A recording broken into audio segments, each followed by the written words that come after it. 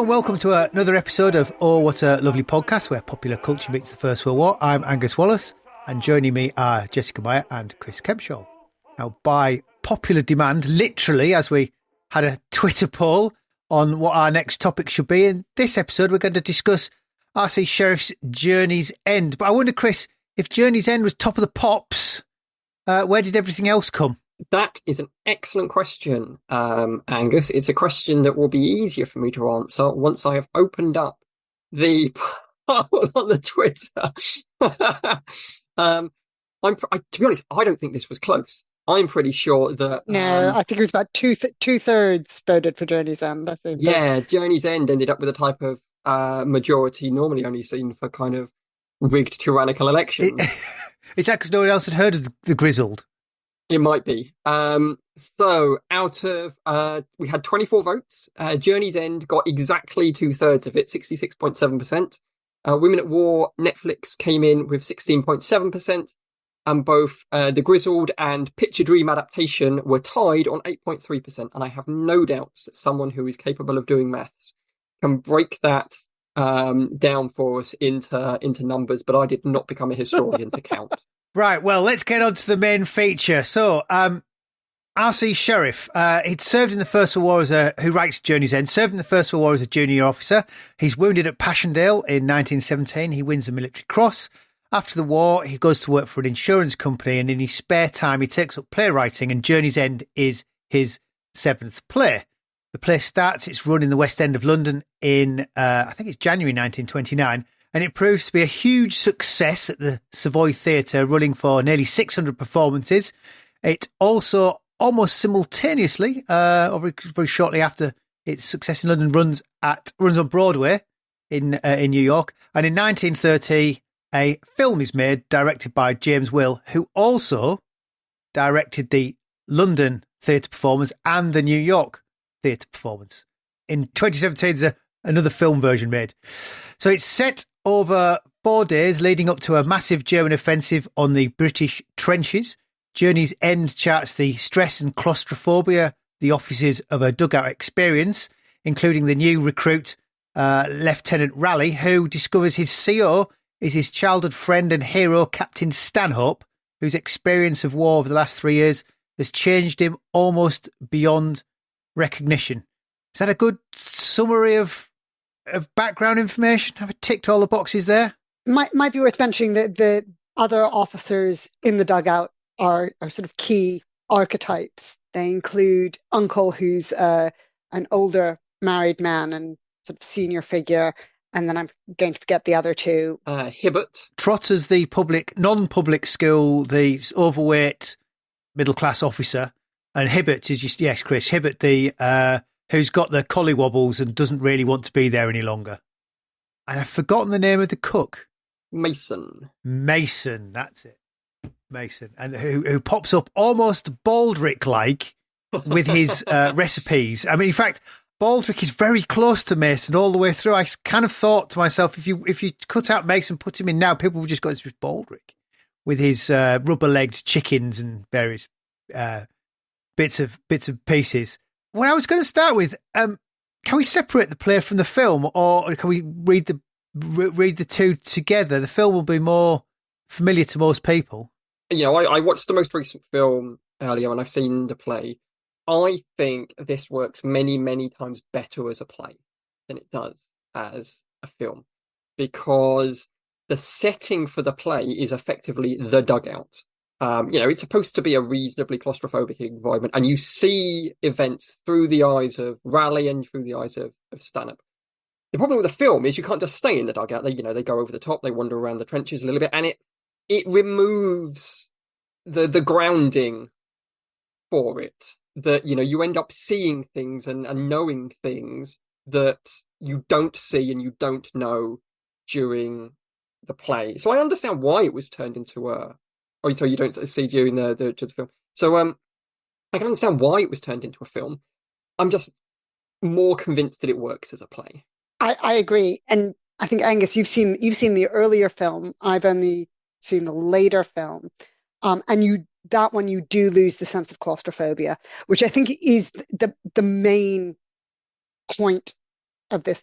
The other thing that the more recent film did, and this is what I don't, where I'd be interested to hear about the earlier film, is there are no women in the play, but the most recent film puts two women in because it sets one scene in billets when the officers are billeted on a French family. So it puts actually three women because it's a mother and her daughter, I think, in that billet scene.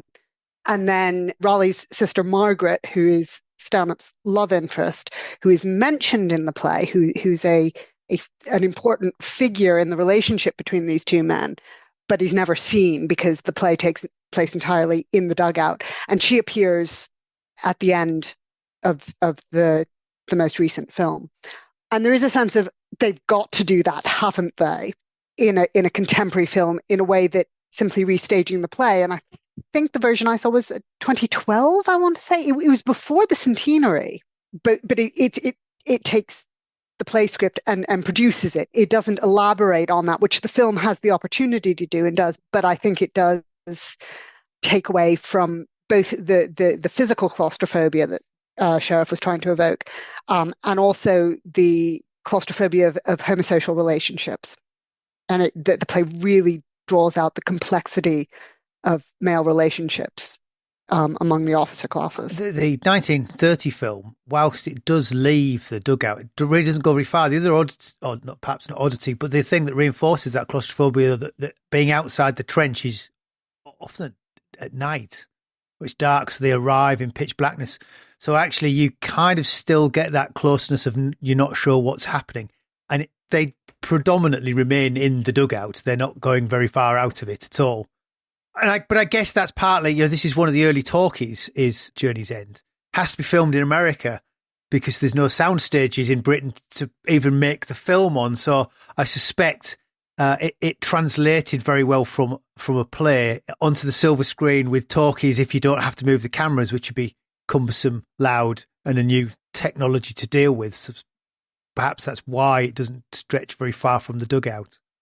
When I watched the 2017 version last year, I think, and it very much like All Quiet on the Western Front, I just found it overamped. They seem to miss the point and dial everything up to 11 in it. I think an element of, particularly in regards to, because obviously, they show the trench raid and they show bits in they show combat in the 2017 film, which is all implied in the play. You never actually see any of it. And I think there's an element of the kind of the audience are going to expect, if they come in to see a First World War film, they're going to expect to see some people going into no man's land. They're going to expect to see fighting. They're going to expect to see. They're kind of bound by both audience expectations and probably their own expectations. If you're going to do a First World War film and you're not going to have a going over the top scene, then what's the point? Is an element, going to be an element of the conversation there. Although it wasn't strictly speaking a going over the top scene in 2017. It wasn't strictly speaking. It was sneaking into no man's land. It was a trench raid, which was quite cool. I like the fact they did it as a trench raid. Yeah, I like that a lot. Which is actually something James Whale did and got captured doing, the director. I started to draw all kinds of strange connections between James Whale and one of the questions I was going to ask is, who's Journey's End? Are we looking at Sheriff's work or is it James Whale's work? Because they're both First World War veterans who had served, who were injured. But it's interesting, going back to the point of amping everything up, even down to the alcoholism in the 1930s film.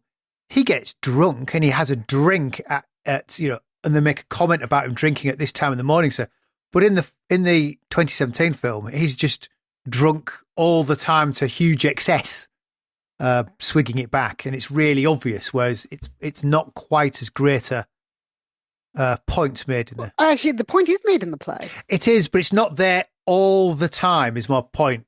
Whereas it's kind of always. I felt it was there all the time in the 2017 film.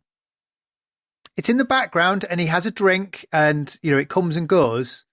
But he's often coherent. I mean, that bit of dialogue about the 6 bottles of whiskey, is straight from the play. That is, I mean, I don't think they mess with the dialogue all that much in either. No, it seemed to all be recognisable. I sat watching the 1930 film with the screenplay in my hand, trying to catch them out on bits that they missed out. Surely that can't be in there. Oh, it is, right? Okay.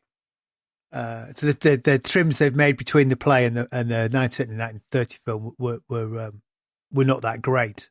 But I mean, it had at that point. It was hugely successful as a play. We were saying before we were chatting about all the different ways we'd researched for this episode, and what I did was I went back to Rosa Maria Bracco's monograph about middlebrow fiction, and the final chapter of that is a case study of, having analysed the importance of All Quiet on the Western Front as a novel in the mid-1920s. She then talks about Journey's End, which is written and produced at almost exactly the same time as All Quiet is coming out. And it was a runaway success in the London West End, with a very early role for Laurence Olivier. It was, though he backs out of it just before its main West End run to take the role of Bourgest, taken over by Colin Clive, of which apparently he suffers from stage fright, and it's suggested that Sheriff takes him out down the pub, gives him a couple of pints and a pie for lunch, and then sends him back, and apparently after that he's word perfect. But tragically, in the late 30s, Colin Clive has managed to perform himself into a serious chronic alcoholic and dies. But what happens is this is produced as All Quiet on the Western Front, but once All Quiet on the Western Front comes out, I think it's months later from the film is overtaken at the box office hugely by All Quiet on the Western Front. Why is it such a big success? Part of Bracco's argument is that we have this idea that nobody wanted to talk about the war, that it was this silence in the middle of 1920s British society, and actually that's just not the case. And I'm thinking back to our episode with Helen Brooke, where she was talking about the amount of theatre about the war. He keeps getting mentioned. It comes up all the time in genre fiction. There's a whole rash of what I call social problem novels that appear sort of 1919, 1920, which is what happens to the ex-serviceman when he comes home and gets targeted by a gold digger, which is the other bit of Bracco's book is looking at some of those novels. But I think this has been the major event of people's lives. Of course, it was going to get dramatized, and of course, it was going to be of interest. And that staging is much simpler than to try and do some sort of some of the grand guignol that Helen was talking about. So not just over the top, but incredibly complex to stage. Can you imagine? Makes you wonder why it's not a play about. This comes back to that idea of it's middle class people writing about their war. Yet, presumably, especially when it gets made into a film, there's lots of regular Tommies going to watch it as well enthusiastically, but it's not necessarily directly about their war. It's about the officers' war. And because the Tommies, other than the soldier servant Mason, is not really represented at all. Very much at a distance. Also kind of, the distance beyond the dugout. So it's very much representing what's seen to be an officers' war. I've got a quote here from W.A. Darlington, the theatre critic for the Daily Telegraph, who went to see it with his wife. And he wrote, "I had not conceived it possible that any play could so exactly recall those old memories. As the first act developed, I suddenly found myself fighting for self-control, and knew that unless I could summon up reserves from somewhere, the first interval would display to the light the shocking spectacle of a hard-boiled drama critic in tears. I reached the end of the act safely, and my wife turned to me and asked, 'Was it really like that?' I gave a couple of horrible gulps and said, 'Exactly like that.' And she nodded and said, almost to herself, 'I really never knew till now.'" I wonder if it's the sort of a perceived realism of the play that makes it popular. I think absolutely, but that point about class, I think there are two things. One is dugouts are claustrophobic, whether they're occupied by soldiers or officers. And actually, the intensity of the claustrophobia is probably worse for men. But also, the differences in rank within the dugout, between Stanhope and the men under his command, and then Raleigh as the youngest lieutenant coming in, that would have been replicated at a different level within the platoon unit of sergeant, corporal, lance corporal, private. And the age relationships would have been, that the sense of experience on the front, how long you'd been out and how much effect that had on you, and the knowledge, and that figure of uncle in particular, who is just the most wonderful character. I can see how that would have had the potential to resonate for men as well as for officers. It displays the hierarchy, however, if you take the actual ranks away, there's a hierarchical structure. Yeah, there's a like a self-defining social hierarchy of age, wisdom, demeanor. And that sense of responsibility for each other, who's responsible for whom in this situation, which is why I say it's as much about male relationships as military relationships. So Sheriff's writing is using the public school as the template because that's his experience. But, there are plenty of other all-male institutions in Britain at this time, which men would have had experience of whether or not they'd gone to public school, or even if they hadn't gone to public school. Yeah, Sheriff was a grammar school boy, wasn't he? Curiously, James Whale wasn't. He was working class and actually funded himself through art school on a night. So you've got that straight, but was an officer. Does go volunteer as an officer. Slight two things playing off against one another. There's an extra interesting part that I've always thought about the date and setting of the film. Now, there are two forms of waiting for an attack in the First World War. There's either waiting to go over the top or there's waiting for the enemy to arrive. And those are, fairly different things. If it had been a waiting to go over the top set play, you would imagine maybe the build-up for the first day of the Somme would be a fairly obvious, and you'd end up maybe with that awful film called The Trench, which has got Daniel Craig in it. But I still continue to find the kind of the lead up to the start of the German Spring Offensive a really interesting setting for it, because it's a setting and it's a moment that doesn't really exist in popular memory anymore. The German Spring Offensive, really many of the events of 1918. Certainly in Britain we focus in on either places like Ypres or specific moments like the 1st of July 1916. But it does rather suggest that lead up to waiting for the Germans to come in March 1918 is something that the audience is going to find recognizable. The audience made up of soldiers are gonna, they're gonna have a memory of this moment as an important moment, kind of in capital I, capital M in the end of the First World War, which just doesn't really exist for us anymore. So, kind of even with the most recent film, they bring up the date and the general setting, and I can't imagine there would have been, outside of those of us who have, maybe spent more time than is healthy, looking at the First World War, would have sat there and gone, oh, I recognise this date, and the imminent German Spring Offensive that's about to unfold. So I've always found that as a setting that we don't remember anymore, as an interesting insight into the memories of Sheriff and the audience. I wonder if at the time it was seen as a prelude to victory. Well, no, it wasn't. I mean, because nobody could know what the 100 Days was going to... In the 1930s. No, I mean, in the 1930s, yeah, because it's so close that that Spring Offensive winds up, and then it's sort of the last sort of 2 or 3 months gallop to the end. Yeah, and you need it to be set later in the war to have Stanhope in the situation that he is. You can't. He's not going to look the same in 1915 as he does in 1918. So you need that. I've been here for quite a while. I've seen some stuff element to him. But you also need it so that young men like Raleigh are being sent out still. Although with the 2017 version, I don't know if they could have found a younger looking actor to play Raleigh. Good grief.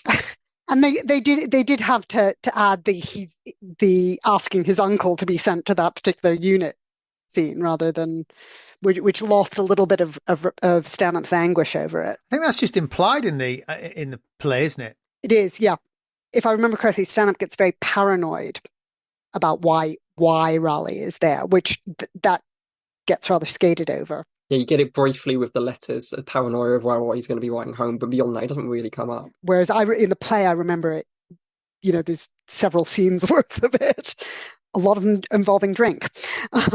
You've done very well so far, Jessica, not to commence your long heralded, Stanhope is not an anti-war character. Journey's End is not an anti-war play. Shall I read the quotation?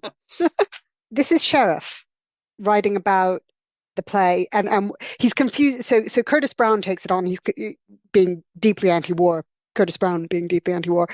And Sheriff's a bit confused and says, what made him fall for the play was a mystery to me then and has remained a mystery ever since. It was totally unlike anything he had produced before, and the sentiments of the character toward the war were in absolute contrast with his own. They were simple, unquestioning men who fought the war because it seemed the only right and proper thing to do. Somebody had to fight it, and they had accepted the misery and suffering without complaint. One would have thought that in the circumstances that he, that is Brown, would have had a violent revulsion against a war play in which not a word was spoken against the war, in which no word of condemnation was uttered by any of its characters. Possibly he saw in the play a triumphant justification of his own convictions that the tragedy and misery of it all would never have happened if every man had stood apart as he had done and refused to have anything to do with it. I mean, it's not this is a pro-war play by any stretch of the imagination. But Sheriff didn't write it as an anti-war play. And he's writing it before All Quiet has come out. And it fits in with a lot of other stuff that's being written at the time, which is it's not jingoism. It's not war is the great picnic a la Julian Grenfell, nor is it war is hell and should never have been fought. And it was a waste of a generation. The war had to be fought. It was hell. But we did it. The claim underpinning it is that the men who did fight are not to be condemned for doing it, that it made them who they are today. It cannot be a total waste, something to be dismissed as purely negative, because that negates the men who fought in it. And enduring in duty, you get that Stanhope tells Hibbert at one point, doesn't it? You've got to see it through, old man. It's the decent thing to do. Sort of an embodiment of Britishness. And the fact that Hibbert does as well. Yes, it's about choice. Yeah. They chose to stay and chose to participate in it. You know, they may have been ordered to stay, but Hibbert stays. Stanhope stays. They barbed wire themselves in ahead of the German offensive. You know, they were there because they believed it was the thing to do when they chose to stay there. The point about picking the spring offensive, that's a point at which retreat might have been an option, actually. So the staying becomes even more important. It's very much of a piece with Bracco's argument that this is not the only bit of British culture that's emerging in this mid-20s period that is not disillusioned with the war, but isn't, as I say, isn't jingoistic either, but it is trying to articulate the justification for, well, why did men stick it out for 4 years on both sides? And it wasn't necessarily some deep patriotic belief in the greatness of the British Empire or German Empire, depending on which side you were on, or, you know, because they were lied to by their leaders, you know, the Kipling, if they should ask us why we died, tell us because our fathers lied. They believed in it. They believed in each other, and the men in that dugout is the claim that's being made by this form of middle-brow artistic expression, is Bracco's argument. So to back that up, in 1929, they actually had performances for VC winners. If you're a VC winner, you were encouraged to go along. And there's press photographs of the VC winners sitting on stage in the dugout, sort of embarrassed, sort of shaking hands with a very, very stern-looking Colin Clive dressed as Stanhope, doing his best to sort of carry it through. Clive's one of the actors that actually didn't serve during the war. He injures himself, I think, before at Sandhurst, so he never actually gets into the army. But so that sort of goes to the efforts they're sort of promoting at the time, that it's not anti-war. And they also invite Field Marshal Plummer to the premiere. You know, if it was an anti-war film, he wouldn't necessarily be going along, would he? Yeah, and if it was a type of film where, you know, there was a risk that they were going to, you know, suggest that all the generals were idiots, I can't imagine Plummer would have wanted to be in the audience for it either.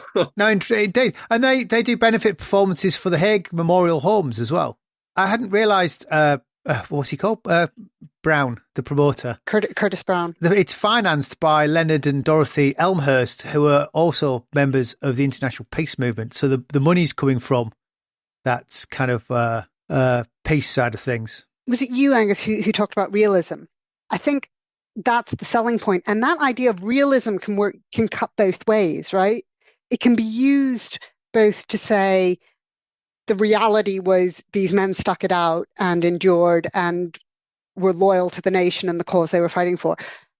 Equally, the reality was these men were suffering, were, becoming alcoholics, were becoming disillusioned by seeing that their heroes had feet of clay, were suffering from shell shock. It's both there. Sheriff wrote both. So for him, it's neither one or the other. But for the producer, it can be interpreted one way or the other, which may be, why they pick it up. Is there a trajectory to its arc of it being an anti-war film? Was the 2017 marketed as an anti-war film? It was. I did look at the poster and there was nothing. I don't know if it explicitly was, but that removes what the audience bring to it. I think again, I talk about the audience expectation, there's going to be trenches, there's going to be stuff like that. I think that the way that people interact with the war nowadays, and you saw it in the more recent All Quiet on the Western Front, is the audience bring an expectation to this, that whether it is anti-war or not is how it will be received. When you're talking about audience, are you talking about critics or are you talking about the general audience? I'm talking about the general audience. I'm pretty sure I know various people who studied Journey's End at secondary school in English, which is where you used to learn about the First World War. Then it was viewed as, this is anti-war literature because the characters die and it's horrible. But there's a middle ground, is what you were saying, Jessica, between, there are pro-war plays and there are anti-war plays and there are war plays. And war plays are not simply plays about war. There's something more to, it's a capital W for war, it's a capital P for play. It's a war play. And that says something about the nature of the war and the memory and the interaction with it. That is not just, this is a play that shows us the war. And actually, to slightly preview a future episode, I don't know if either of you have taken a look at the acknowledgements in the book I think we'll be talking about next month, which is a very new publication out this month, In Memoriam by Alice Wynne. But she mentions reading Journey's End in school, being introduced to Journey's End in school by her English teacher as one of the inspirations for that book. Oh, we should definitely ask her about that next month. Yes, so we will have to ask her about that next time. But in the meantime, and not having actually read the book itself, just the acknowledgements, it has been a representation of the war. The question you ask, Angus, at what point does it become an anti-war play? I'm not sure it does, but it does become a war play as Chris is defining it. This is the reality of the war. But it sold itself as that right from the start. That's what the critics pick up on right from the start. If you look at the newspaper reviews, which Bracco does in some detail. I was trying to think how it was built. I'm sure I saw it in 2004, and I can't remember how it was built, other than it's not been on at the West End for 70 years or something ridiculous. Yeah, so I saw it in 2011. There was a tour and a West End revival in 2011.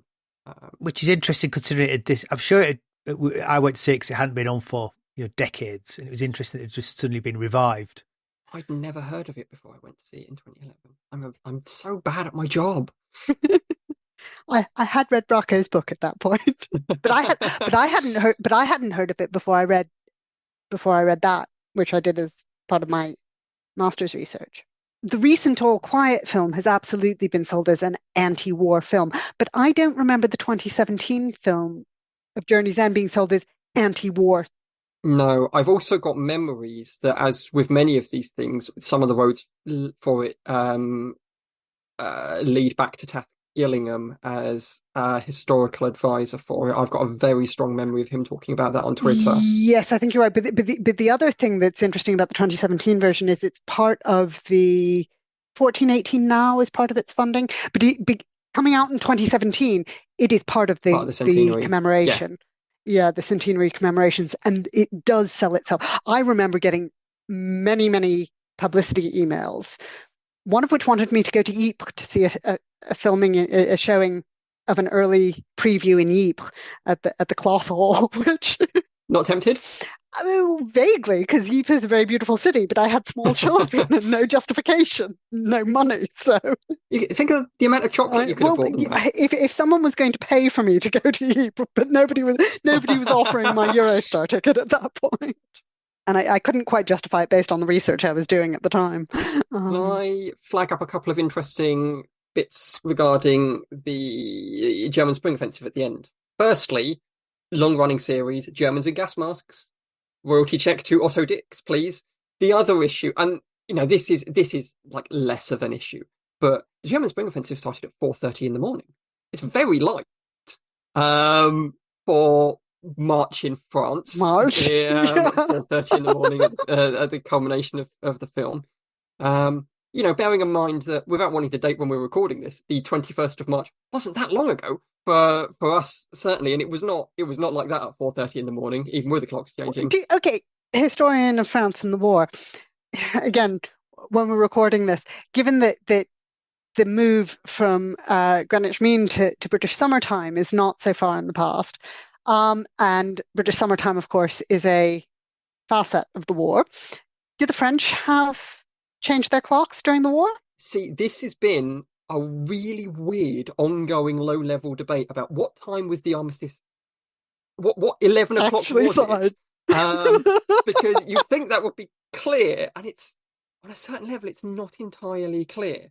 And I think the answer is yes, the French did have their clocks forward, so it is. But that question, is it 11 o'clock? So we're also an hour ahead of London. Possibly. Because, the 11 a.m., is that 11 a.m. in France or is it 11 a.m. in England? Because commemorations are marked at 11 a.m. now in both countries. But there's an hour's difference. And I can't remember what the French do with their clocks. But it's a very weird conversation that has taken place any number of times. Does anybody know what time it actually was? You'd think this would be one of the easiest things to figure out. I'm just thinking about how this debate applies across multiple things we've discussed on this podcast. What time did anything actually happen? So, listeners, if you have any definite information on whether the French changed their clocks, please let us know. I've got both sides of this conversation in my head, and I can't remember, because having been in them before, I can't remember which one. And there's an element of me going, no, the clocks did put the French did put their clocks forward. And then the little voice in the back of my head going, isn't that what you previously thought? And that turned out not to be true. So it is the other one. So then I go, okay, no, the French didn't put their clocks forward. And then that same voice is, but no, hang on a minute. Wasn't this the wrong way? And now I just can't remember. Working to caveat you what you're saying now, aren't you? Yeah, just absolutely bulletproof myself from, what will undoubtedly be thousands of letters that will be received. One bit that I did like was in the 2017 film, talking about sort of verisimilitude, was the shaving. And that goes back to your, I can't remember who the actor is, being the youngest looking actor they could have possibly. There's nothing to shave. No. Which I think was part of the point. Yeah, Asa Butterfield, who has been in, I recognise him as that person who's been in lots of things. Yes, exactly. When's the shaving scene? I don't recall the shaving scene of the 2017 film, but in the 1930 film, the Trotter shaves just before the offensive starts. It is Trotter, and it's in advance of the raid. Because, as I have spoken about at length previously, it's all about moustaches. French and British concepts of masculinity in the First World War are entirely based around facial hair. I will die on this hill and take everyone with me. Well, you and Alan Withy will quite happily. The French slightly more than the British, to be fair. Yes, but the French think that the British are obsessed with shaving. I've told the British shaving and tea story, haven't I? Yeah, and similarly, the French write endlessly in 1914 through 1916, and that there are only two things that will divert a British soldier's attention, and that's shaving and tea. This is shaving using cold tea to shave. Oh no, that I didn't know. That's God. It's like it's perfectly meta. The whole thing's come together. Your French correspondents will be delighted with one of my correspondents from my first book to demonstrate to his family how grown up he is, and it is about age. A, he needs to shave, and B, he's had to endure, and the only way he could do it was by shaving. The only liquid available was cold tea because all the puddles were frozen, apparently. There's more mustache. I was just looking. There's more mustaches on display in the 2017 version than there is in the 1930 version. Only Uncle has a mustache in the 1930 version. With the 2017, what did you think about Paul Bettany as Uncle? I thought he acted it superbly. I'm always moved by Uncle. I was moved at unexpected places by Uncle. But he wouldn't have been the obvious choice. No. And it took me a minute to go, that's Paul Bettany. Yes, same here. And in that sense, that's brilliant because it means he was the character rather than Paul Bettany. But he had me convinced by the end. And there's an element of, in my head, Paul Bettany isn't old enough. But even that is like, it's uncle, not grandfather. He has to, there's a Venn diagram of acceptable age that he needed to land in. He can't be over 54 for a start. I think he's meant to be 45. Yeah. The bit that really got me was him as a father. You absolutely believe he is married with these children who he wants to get back to. In the play, I think that wasn't as obvious when they play him sort of older and fatter. Well, he's not. I just think of him now in the film, the 1930 film. He's very much like the Paul Bettany character in the 1930s film. There's lots of talk about gardens, sort of all very, very middle class, chatting about gardens, especially with Trotter having a pipe in his garden. And what about Stephen Graham as Trotter in the 2017 film? He's also that man who's been in lots of things.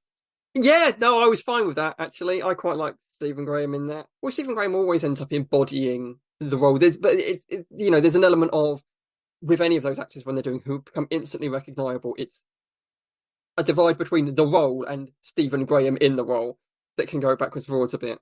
I did have slight problems with the intensity of the Scouse accent. Any form of regional accent is very much filed away in the 1930s film.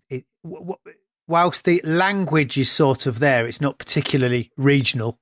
The British Library has the Imperial War Museum has a whole lot of oral histories, but the British Library has some recordings from the 1930s, and I'd be really interested to know what a middle class. I don't think a middle class Liverpudlian would be quite that Scouse, if that makes sense. Working class Liverpudlian, absolutely, but I think I'd expect there to be some sort of educational overlay with the middle class, especially if he's been at grammar school. Is this stuff about Uncle playing rugby for England in the original play? It's definitely in the 2017 film. I just can't remember if it was in the original. Because I mean, we've spoken previously on previous episodes about sport and the like, and I liked that little. It doesn't really matter. I haven't told anybody that I played for England because it doesn't really matter here. I think it isn't play because that's very much about Raleigh's public school attitude to sport, right? And this is different. It's school was school, but this is different, and that's part of what Uncle has to teach Raleigh, that those things don't matter out here. Yes, he played rugby for England in the original. Yes, we did. So he's very understated, isn't he? Although he's really the central one to the whole piece that everybody really sort of swings round. Bettany portrayed him as being very calm. Apart from the moment of anger regarding reading letters, that's what I liked about Bettany. He's a very calming, soothing aura of a man, which is why he's so important. This is coming across as an extremely class-ridden British film, which makes me wonder why it is so popular in America in 1929, when their experience of the war would have been different. And certainly it's American finance that buys the film. American culture is mildly obsessed by the British class system. Surely not. Whether it's raving against it or semi-worshipping it is why Downton Abbey is so popular in America, right? I don't think the American viewing public has actually changed all that much, as much as it might like to believe that it has. I hadn't really expected that as an answer. From our American correspondent.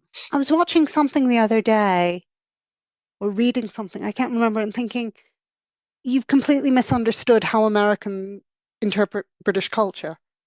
I can't remember what it was. But there's this assumption that all Americans are totally dismissive of British culture, which just isn't true. There is, right back to Dickens, right? And the crowds at the dock demanding to know whether little Nell was dead. There has long been an American obsession with British culture and an odd reverence for it, even if as it is critical of its classed nature. And you'll also have after, in the years after the war, the men of the AEF have been exposed to first-hand elements of the British class system for possibly for the first time, face to face in that manner. So the kind of the interest in getting a little extra insight probably makes a certain sort of sense, even though they did not enjoy being exposed to it at the time. It's interesting that when they make the film, they don't recast it as Americans. They keep it British throughout. So many war films, British war film scripts get remade with Americans in. But they're thinking of Memphis Belle, which is meant to be about Lancaster bombers, doesn't it? And it gets remade as a B-17s.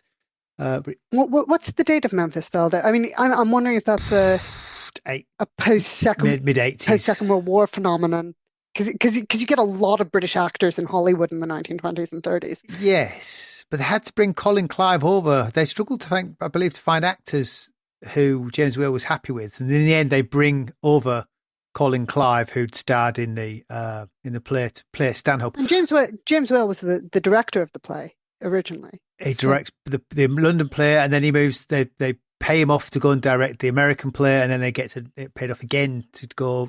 Can you do the film version, please? But curiously, and we haven't really got to any sort of mental health type things. James Whale directs Frankenstein, the film, of which Colin Clive is Dr. Frankenstein.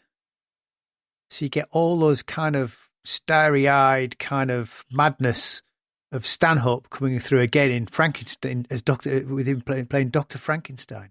Although in the play, of course, Stanhope isn't. He might be a dipsomaniac. That's about as close as he gets.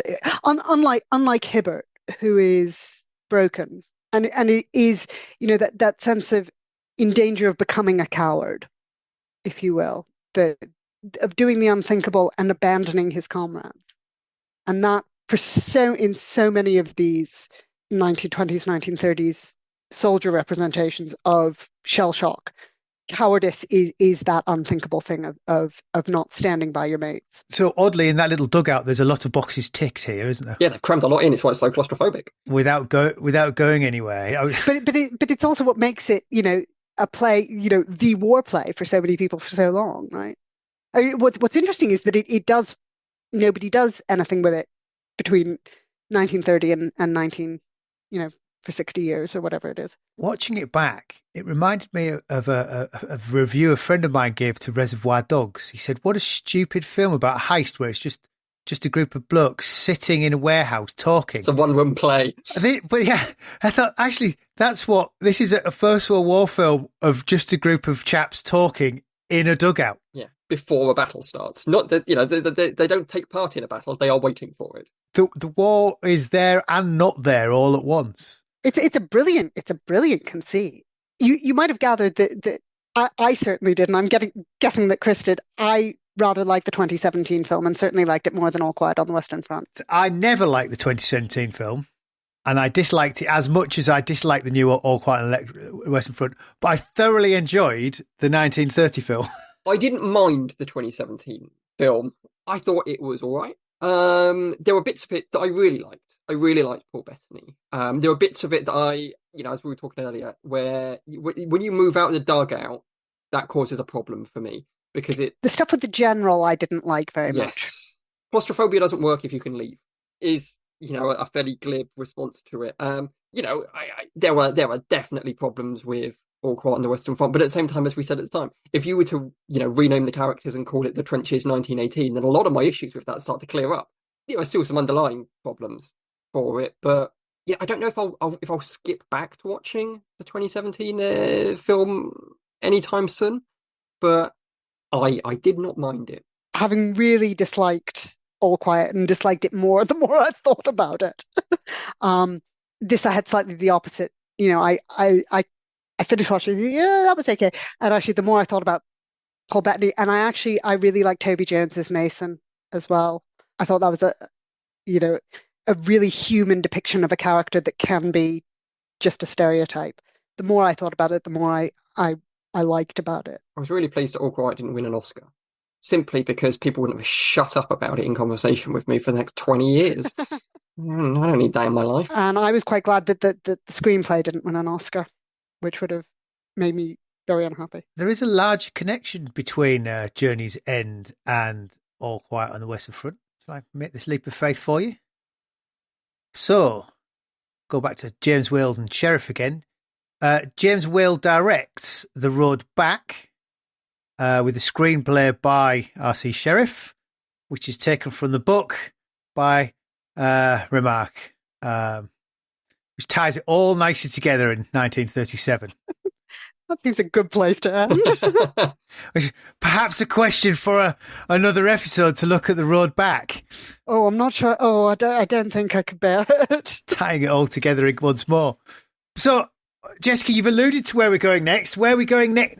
Well, in theory, we're going next if we could pin down a date with our interviewee. With the author, we are hoping to speak to Alice Wynne, who's the author of In Memoriam, which is a new novel about the First World War, published by Penguin Books, which has came out 9th of March is the date of publication. And we are currently in conversation with the author to find a suitable date to speak to her. So hopefully that will be what we're doing in May. It's been a while since we've had an author on. It has been. I want to say a couple of years, but linear passage of time has escaped me. Yeah, I think Leslie Graister was the last one we spoke to, wasn't it? Yeah. So, well, thank you very much. Thank you. And see you all next time, hopefully once we've read In Memoriam. See you then. Thanks, everyone. Bye. Bye.